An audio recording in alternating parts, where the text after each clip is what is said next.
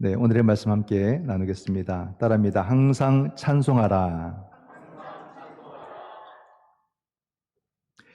예, 항상 찬송하라. 어찌 보면 신앙적 주제처럼 보이지만 신앙적 주제가 우리 삶의 주제고요. 우리의 현실적인 주제다. 저는 그렇게 봅니다. 지극히 현실적인 주제고, 이 주제가 우리의 삶이 되면 정말 복받은 삶이다. 다른 게 아니라 이것이 정말 복받은 인생이다, 이런 생각이 듭니다. 그래서 우리가 하나님을 항상 찬송하고 산다면 얼마나 좋겠습니까? 그죠? 오늘 시인이 6절에 끝에 보면 나는 항상 주를 찬송하리이다, 이렇게 이야기하거든요. 나는 항상 주를 찬송하리이다. 이게 참 중요합니다. 오늘 우리 일부 찬양대 참 은혜롭게 즐겁게 찬양을 했습니다. 하나님께 영광이 되고 얼마나 아름다운 찬양입니까? 우리도 마음으로 같은 찬양의 고백을 드렸고요. 또 우리의 찬송을 통해서도 또 하나님을 찬양합니다. 이 찬양의 신비가 뭐냐면, 우리는 뭐 삶을 자기 중심적으로 산다 이렇게 표현도 하지만은 그냥 늘 생각에 사로잡혀 있어요. 늘 생각합니다. 그렇죠? 늘 내가 생각하는 그 어떤 것들이 바뀌어가면서 항상 생각을 해서 그것이 도움이 되기도 하지만은 불안해지기도 하고 또 힘들어지기도 하고, 우리의 생각, 끊이지 않는 그 생각. 근데 그 생각을 멈추고 하나님을 생각하게 만들어주는 것, 이게 찬양 아니겠습니까? 참 귀한 거죠. 거기에 곡조가 있어서 정말 우리 마음이 즐겁고 행복하게 하나님을 찬양할 수 있다는 것, 그 시간은 오로지 하나님을 향해서 우리가 노래할 수 있다는 것, 이건 참 특별한 시간이에요. 너무 귀하다. 생각해보면 우리는 찬양할 때 은혜 받기도 하지만은 또 어떨 때는 무덤덤하게 찬양할 때가 많고 또 집중하지 못할 때가 의외로 많거든요. 근데 이 찬양의 시간을 통해서 우리 하나님에게 집중한다는 것, 이걸 다시 회복하는 것은 필요하고 중요하다, 이렇게 생각이 듭니다. 그래서 많은 사람들이 찬양을 통해서 우리의 영혼이 치유받고 삶이 치유받는 것을 경험을 합니다. 하기 때문에 이것은 누구에게나 다 일어날 수 있는 일이고 또 나에게도 언제든지 일어날 수 있는 일이기 때문에 우리가 이 찬양에 더 집중하고 또 온전히 하나님을 찬양할 수 있는 그런 삶을 살기 위해서 우리가 더 힘쓰고 노력하는 또 그런 모습을 가져야 된다. 우리가 원하는, 내가 생각하는 그 어떤 것을 가지는 것도 중요하겠지만은 항상 하나님을 찬양하는 그 삶이 내 삶을 어떻게 변화시키는가, 여기에 대한 깊은 관심을 가지고 정말로 내 삶이 하나님을 찬양해야겠다. 꼭 우리가 내 입술로 노래를 불러서라도 찬양하겠지만 내 마음으로도 하나님을 즐거워하고 찬양하는 모습, 그리고 또 실제로 노래를 부르는, 찬양을 부르는 이런 모습들도 우리가 많이 가지면서, 제가 못하는 것 중에 하나가 이게 노래나 찬양의 가사를 잘 못 외운다는 겁니다. 이게 늘 불러도 잘 안 외워지는 그런 경우가 있죠. 그래서 이 찬양 가사 하나 외우려면 되게 힘듭니다. 저는 어렵습니다, 그게. 근데 이건 더 해야겠다는 생각을 하게 되고, 찬양의 이 곡조를 좀 더 내가 기도문처럼 암송하고, 그래서 이 찬양을 계속 좀 부르고 그렇게 하는 것이 또 중요한 일이겠다, 이런 생각을 합니다. 그래서 우리 삶 속에 이 찬양을 우리가 좀 많이 외우기도 하고 또 이것을 많이 부르는 것도 또 중요하겠죠. 그리고 또 이 가사에 따라서, 상황에 따라서 부를 수 있는 그런 찬양이 굉장히 많습니다. 모든 상황에서 부를 수 있는 그런, 우리 찬송가도 그렇게 편성이 되어 있거든요. 그래서 이런 찬송들을 많이 우리가 암송도 하고 외워가면서 또 부르는 것도 굉장히 중요한 모습이죠. 오늘 이 말씀을 통해서 우리는 정말로 나는 항상 주님을 찬양하는가, 내 삶에는 찬양이 있는가, 이것을 함께 생각해 보면 좋겠어요. 그런 생각을 할 수 있습니다. 찬양할 일이 많으면 우리가 찬양을 많이 할 수 있을 것이다 생각이 듭니다. 그렇겠죠. 우리 자녀들은 좋은 학교에 이렇게 진학을 하고 또 이렇게 학교를 간다면은 참 좋은 일이고, 또 우리가 또 직장을 구하고 또 우리가 사회로 진출하는 이런 일들, 정말 내가 원하는 그런 일들을 갖게 되는 것도 굉장히 귀하고, 또 젊은 사람들이 결혼하고 가정을 꾸리는 일도 좋고, 또는 내 집 마련을 한다면 참 좋겠고, 또 사회 속에서 또 나름대로 자리를 잡고 또 자기 역할들을 인정받으며 하는 일들, 그런 일들, 또는 뭐 노후가 잘 준비되었다거나 이런 일도 굉장히 좋죠. 저는 우리 성도들에게, 우리 교우들에게 삶에 이런 좋은 일들이 많이 많이 일어나기를 바라고 또 이를 위해서 올 한 해도 열심히 저도 기도하겠습니다. 여러분 삶 속에 많은 정말로 좋은 일들이 많이 많이 이렇게 일어나고 쌓여져 가면 참 좋겠다는 생각이 들고, 물론 이런 일들에서는 당연히 찬양해야죠. 당연히 하나님께 감사하고 찬양하고 그런 삶을 살아야 되는데, 오늘 시인을 한번 보세요. 6절에 항상 주를 찬송하리라. 좋은 일들에서뿐만이 아니라 항상 주를 찬송하겠다, 이렇게 고백합니다. 이 마지막 절에 이렇게 좀 마음이 많이 와닿는 거예요.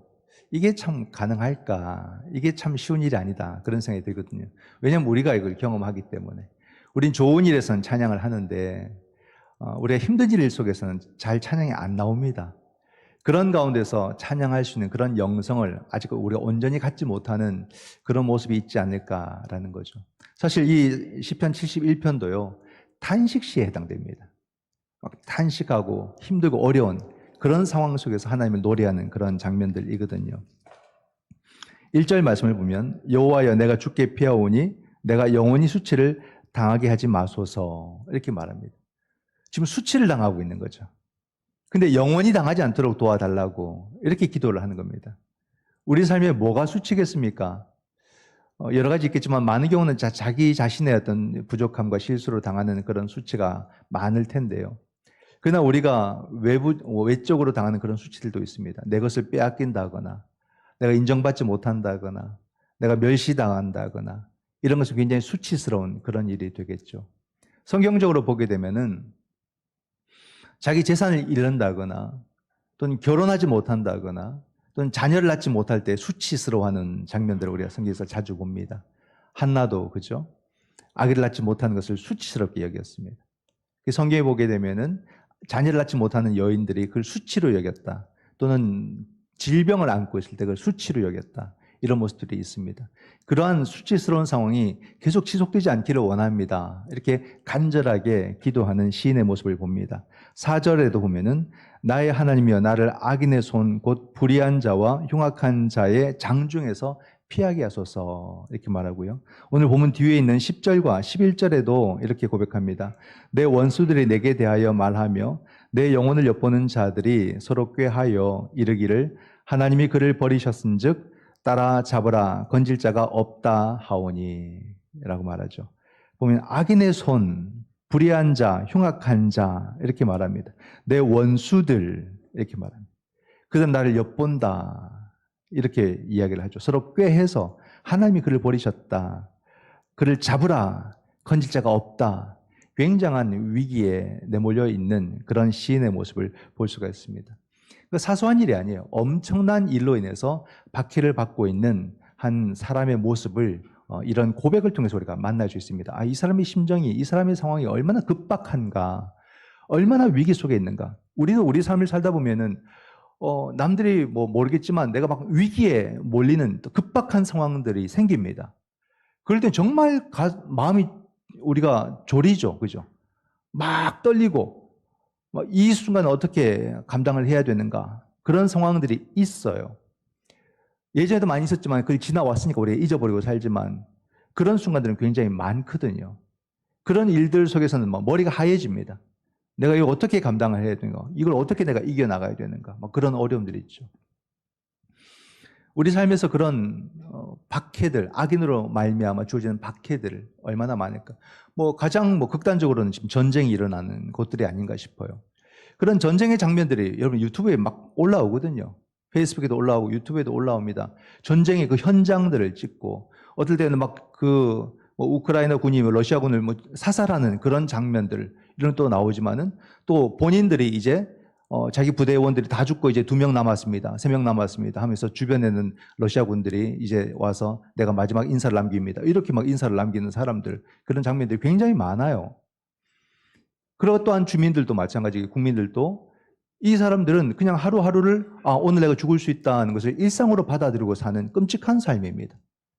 너무 안타깝죠, 그런 걸 보면은. 우리가 이렇게 편안하게 살고 명절에 가족들을 만나고 뭘 먹을지 고민하고 어디 가서 차 마실지 고민하고 이렇게 사는데, 한쪽에서는 오늘 내가 죽지 않을까 그 고민하고 산다는 말이에요. 이게 너무 끔찍하다는 거 아닙니까? 참 인간이 악하다. 참 잔인하다. 그런 생각을 하거든요. 이 세계가 거의 뭐 근현대사 100년 사이에 여러분 얼마나 많은 전쟁이 있었습니까? 세계전쟁도 1차, 2차도 있었고 한국전쟁도 거의 뭐 세계전쟁이 준하는 그런 전쟁이었죠. 있었고 또 뭐 중동의 전쟁들, 아프리카 전쟁들 막 계속해서 전쟁이 끊이지 않고 일어난다는 말입니다. 왜 인간은 이렇게 전쟁을 통해서 사람들을 죽이는 것을 쉽게 생각할까? 그냥 자기들의 어떤 그런 이익이나 자기들의 그 이념에 따라서 사람들은 전쟁을 너무 쉽게 일으킨다는 말이에요. 그리고 강대국들은 그것을 기회로 삼고 많은 돈을 벌 수 있는 그런 기회로 삼고 전쟁을 계속 유지시키거나 전쟁을 멈추지 않거나 막 이런 분위기들을 만들어 간다는 말이에요. 인간의 악함 아닙니까? 악함.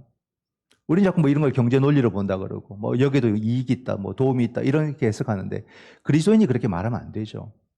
그 순간 속에서 정말 가슴 졸이게 살아가는 사람들이 얼마나 많고 내 가족들이 그렇게 무참히 죽어가는 그런 상황들을 겪어야 되는 사람들이 얼마나 힘들겠습니까?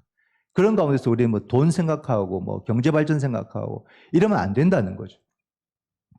그런 거 아니면 우리가 경제 발전 못 합니까? 그럼 능력이 없는 거죠.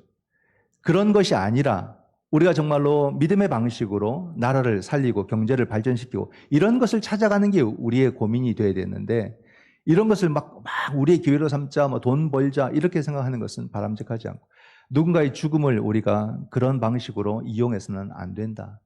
믿음의 사람들이 이런 것을 어떻게 우리가 잘 이해를 하고 또 이런 상황들을 잘 감당을 해야 되는가라는 것입니다. 나라뿐만이 아니라 우리 개인들 또 우리 사회도 마찬가지예요. 우리가 뭐 지난주 뉴스에도 뭐 그런 보지만 이지메 같은 그런 집단 따돌림을 통해서 누군가는 또 생명을 잃게 되고 이런 일들이 아직도 일어난다는 말입니다. 그런 일들을 행한 사람 보면 겉은 멀쩡해요. 멀쩡합니다. 배울 만큼 배운 사람들이고 뭐 다른 사람들에게 인정받는 사람들이고 겉은 멀쩡한데 악을 꾀하고 있었단 말이에요. 악을 막 꾸미다가 누군가를 그렇게 실천해서 괴롭게 만들고 그 생명을 잃도록 만든 사람들도 있다는 말이죠. 근데 우리들도 혹시 누군가에게 그렇게 수치를 주는 그런 삶의 태도와 자세로 혹시나 살아가지 않는가, 또 그렇게 산 적은 없는가, 이런 생각들도 우리가 해야 되는 것입니다. 개인이 개인에게도 그렇게 하지만은 국가가 개인에게, 국민들에게 이렇게 행한 경우도 있어요. 그것도 지난주에 미국 뉴스에도 나오는데 어떤 사람에게 죄를 씌워서 이 사람이 그냥 뭐 젊은 시절을 전부 다 감옥에서 보낸 거예요.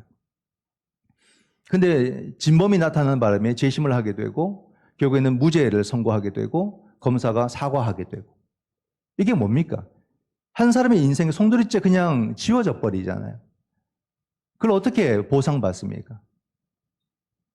물론 뭐 미국은 뭐 돈으로라도 보상을 해주는 그런 면이 있겠지만 돈으로도 해결되는 건 아니죠. 자기 인생을 수십 년을 그냥 감옥에서 보냈는데 그걸 어떻게 보상됩니까?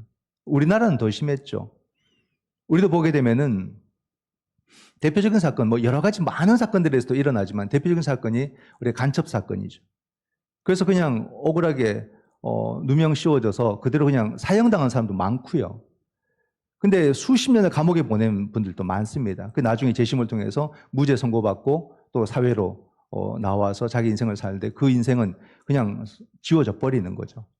그 우리나라 제대로 보상도 잘 안 해주고 그런 모습들 속에서 얼마나 그 인생이 수치스러운 악인을 통해서 수치를 경험하게 되는 그런 가운데 곳곳에서 의인들은 정말로 하나님의 도우심을 바라고 기도하는 또 그런 모습들이 있다는 것입니다. 이런 걸 생각해보면 우리 사회가 생각보다 참 무섭고 악인의 힘이 너무 강하다, 끔찍하다 이런 일들이 우리 삶 속에서 언제든지 일어날 수 있는 일이구나 하는 것을 생각해 보게 될 때 참 두려운 그런 모습이고 두려운 마음이라는 생각이 듭니다. 그런 가운데 오늘 시인도 이것을 어떻게 해소할 수 있는 또는 도움받을 수 있는 길이 없으니까 뭐라고 고백하냐면 주께로 피합니다. 이렇게 말을 해요.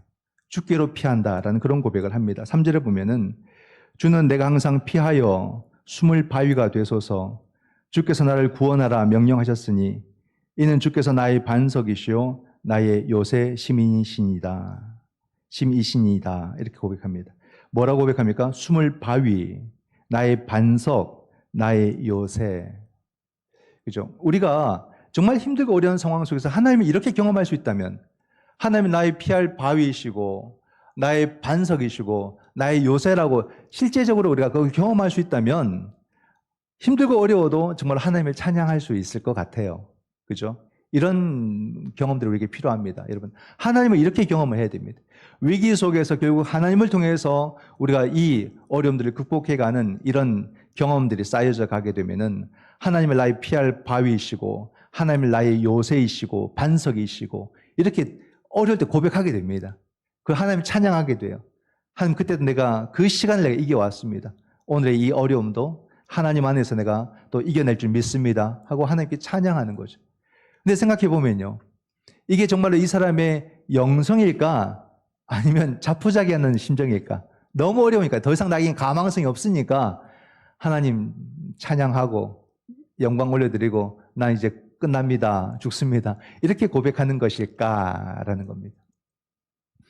과연 여러분, 우리도 이렇게 하는 것이 자포자기하는 심정으로 고백을 하는 것일까요? 아니면 자신의 그 깊은 영성 속에서 하나님을 온전히 이렇게 우리가 고백을 하는 것일까? 한번 생각해 보아야 됩니다. 오늘 5절과 6절 말씀에 보면요, 주 여호와여, 주는 나의 소망이시오. 내가 어릴 때부터 신뢰한 이시라.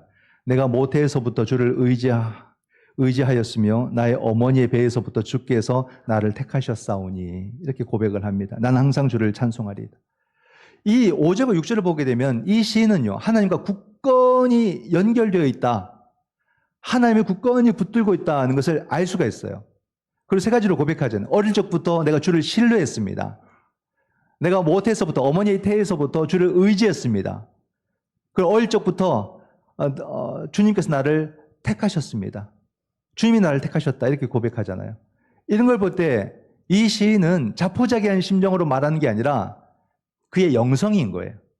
그의 깊은 믿음과 그 영성 속에서 하나님을 이렇게 고백하고 있다는 겁니다. 참 어떤 삶을 살아왔을까, 어떤 인생을 살아왔을까, 이게 막 그려지고 또는 더 궁금해지고 그런 모습입니다.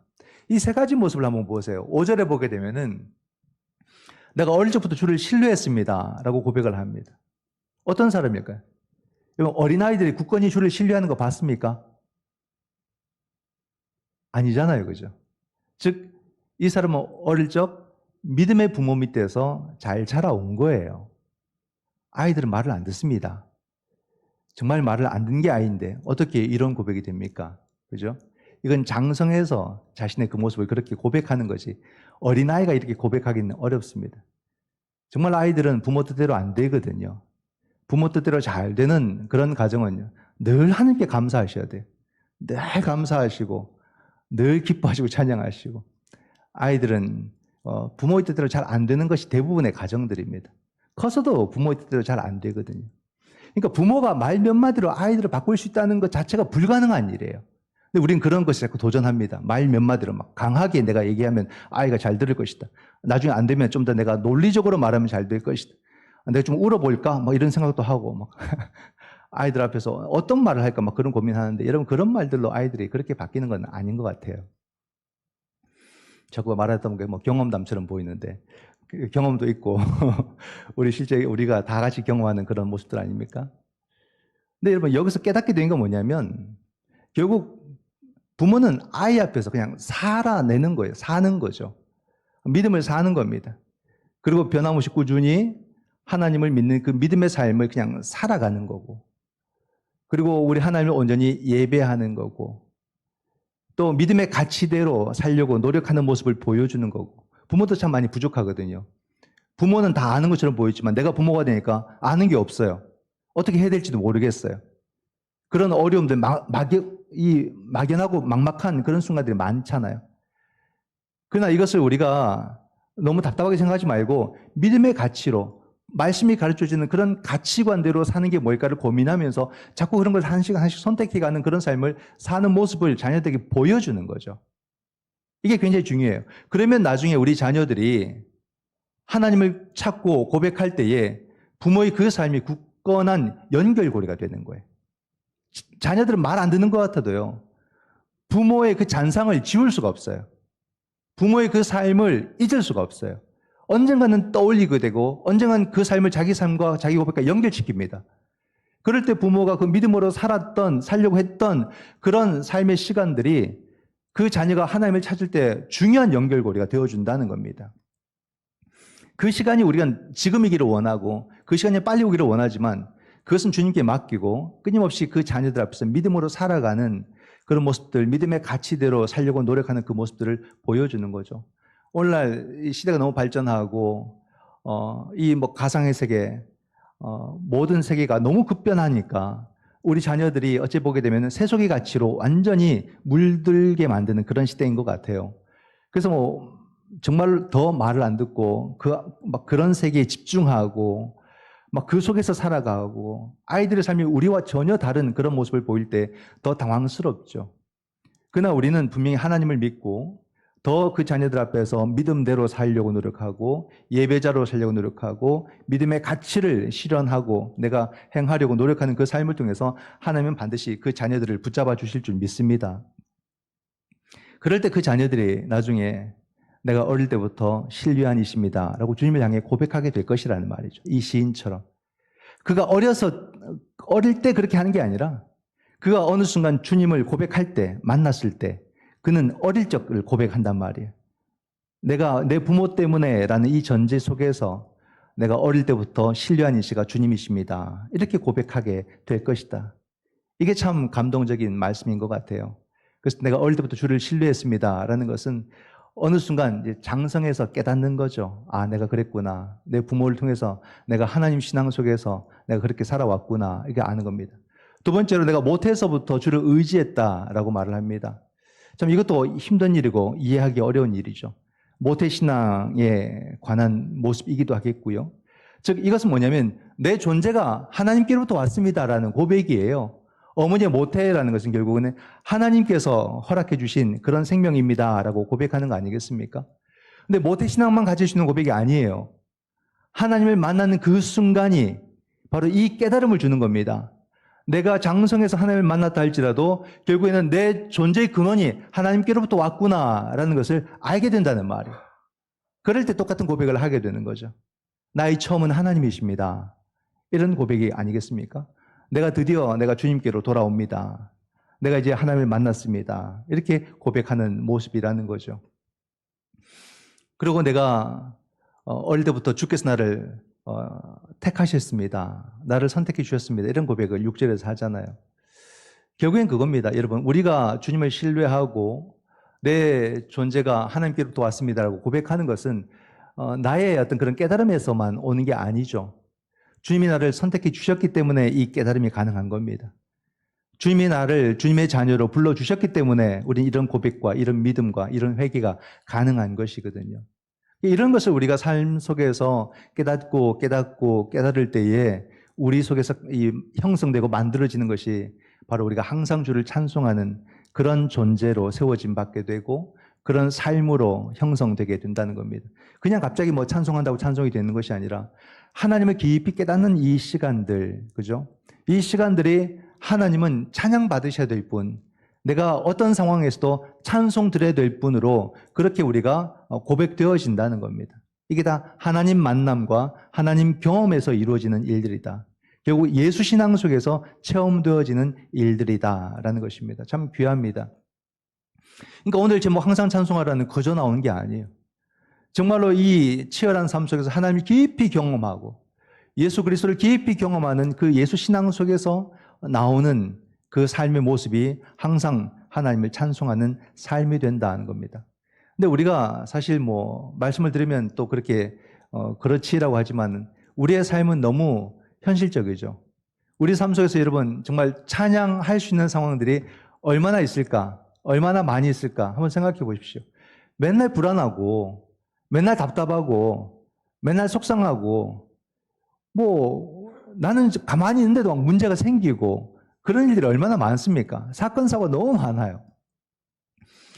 이런 것들을 어떻게 감당하면서 그 가운데서 하나님을 찬양할 수 있을까라는 것입니다. 현실적으로는 불가능해 보입니다. 사실은 살아보면은 맨날 속이 막 불안불안하고 시끄러운데 막 찬양한다는 게 인간적으로는 쉬운 일이 아니거든요. 우리는 뭐 본업 아니라 취미생활도 정말 열심히 하는데 취미생활도 일희일비합니다. 막 기뻤다가 취미생활하면서도 막 화가 났다가 이런 일들이 얼마나 많아요. 이게 우리입니다. 그러니 우리가 본업을 살아가는 이 치열한 사회생활 속에서는 너무 많은 것을 막 우리가 겪으니까 삶이 지치고 힘들고 아프고 그 가운데서 찬양이라는 주제를 찾기는 굉장히 어려운 그런 상황이고 또 우리 사회를 보면은 저는 생각 드는 것이 우리나라는 너무 정치 과잉이에요. 정치 과잉. 정치에 관심을 가져야 된다고 저도 이야기를 하고 또 오늘 진영 논리가 아니라 정말 어떤 그런 사건 속에서 무엇이 복음적인가, 무엇이 우리 사회를 위한 것인가에 대한 설교를 하게 되잖아요. 할 수밖에 없고. 근데 어떻게 하면은 민감해요, 성도들도. 이 진영 논리냐, 막 이렇게 따지는 분들도 계시고, 막 그렇게 이해하는 분들도 계시고, 그렇게 해석하고 싶어하는 분들도 계시고. 너무 우리는 진영 논리 가치거나 아니면 이념에 따라서 막 극단적으로 나뉘어진 사회처럼 보입니다. 그러니까 우리 사회가 너무 민감해져 있어요. 너무 그렇지 않습니까? 바로 그 사회에 사는 사람들이 우리잖아요, 또. 그러니까 나 자신도 너무 정치 과잉인가? 우리 사회가 오늘 그런 모습으로 보인다는 겁니다. 그 과잉은 결국 우리에게 상처를 주거든요. 우리 서로 갈라놓게 되고 서로 미워하게 되고 서로 오해하게 만들고 많은 상처를 줘서 우리 사회 전체가 막 이 상처 입은 그런 사회처럼 보입니다. 그런 가운데서 과연 우리가 하나님을 찬양할 수 있는가? 점점점 생각해 보면 이 찬양은 불가능으로 가는 것 같아요. 이게 가능하지 않아. 그냥 성경적 주제야. 이렇게 가는 것처럼 보입니다. 왜냐하면 그 사회 속에서 살아가는 그리스도인들도 별반 다를 게 없어 보이니까. 그러니까 그리스도인과 비그리스도인이 별로 다르지 않다, 별반 차이가 없다라고 우리가 이렇게 알지만 여러분 별반 다릅니다. 이게 중요한 거예요. 다릅니다. 차이가 납니다. 어디서 차이가 나냐면 나의 어떠함으로 인해서 그런 것이 아니라 나의 어떠함에 구애받지 않는 존재론적인 기쁨이 있기 때문에 그래요. 이게 중요하다는 말이에요. 예수 그리스도께서 이루신, 예수 그리스도께서 완성하신 그 존재론적인 기쁨의 사건이 우리에게 전제되어 있다는 말입니다. 나는 늘 불안하고 힘들지만 이것 때문에 흔들리지 않는 정말로 이 기쁨이 반석을 뚫고 나오는 그런 생명의 샘처럼 우리에게 주어졌다는 거예요. 이게 놀랍다는 겁니다. 나는 지극히 안 믿는 사람과 별반 다를 것 없거나 어떨 땐 더 못하는 모습처럼 보이지만은 예수 그리스도를 믿음이 정말로 이 단단한 나의 어리석음의 반성을 뚫고 나올 정도로 강력한 생명의 샘처럼 이 기쁨이 우리에게서 나와서 결국 우리를 치유한다는 거죠. 이런 기쁨이 있다는 겁니다. 이 감사가 있다는 겁니다. 이게 얼마나 놀랍고 은혜로운 모습인가라는 겁니다. 우리 삶 속에도 우리 사회 속에도 똑똑한 사람들 굉장히 많고 깊이 성찰하고 깨닫는 사람들도 많습니다. 지식인들도 그렇고 종교인들도 그렇고 꼭 기독교뿐만이 아니라.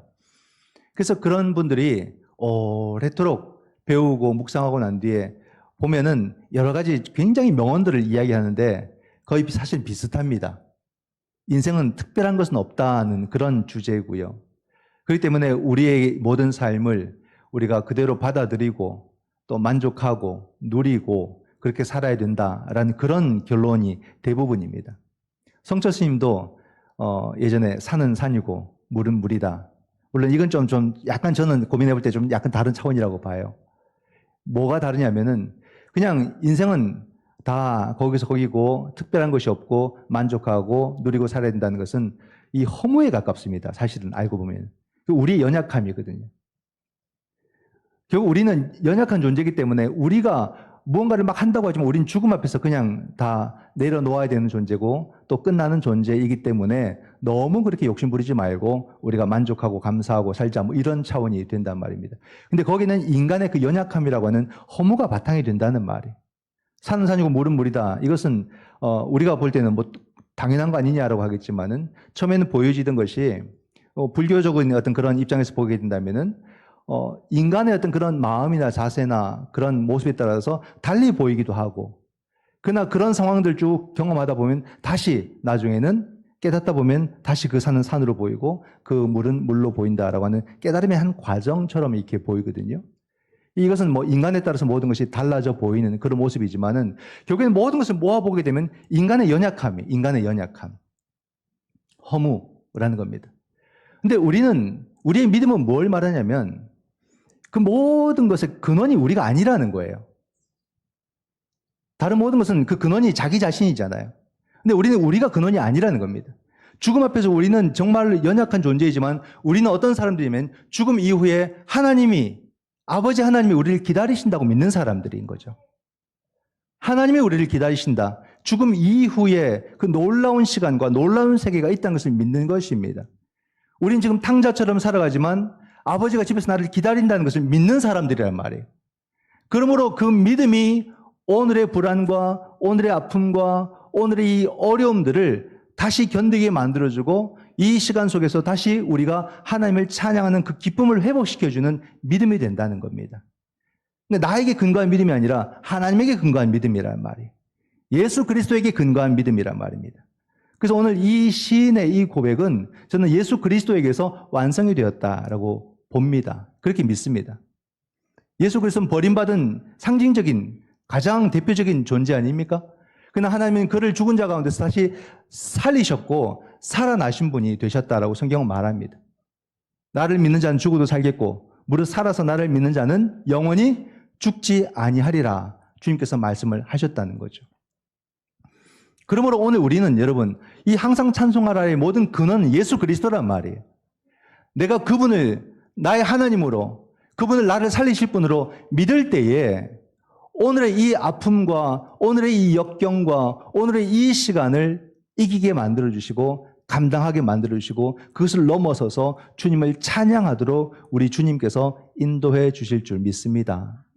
결국 여러분 우리에게서 이 가능성을 찾으면 우리는 절대 하나님을 찬양할 수 없지만 예수 그리스도를 믿고 예수 그리스도를 바라볼 때 그분이 우리로 하여금 당신을 찬양하는 삶으로 우리를 이끌어 주시고 만들어 주실 줄 믿습니다. 올 한 해도 힘써 우리 주님을 찬양하는 그런 복받은 삶이 되시기를 주님의 이름으로 축원드립니다. 아멘. 기도하겠습니다.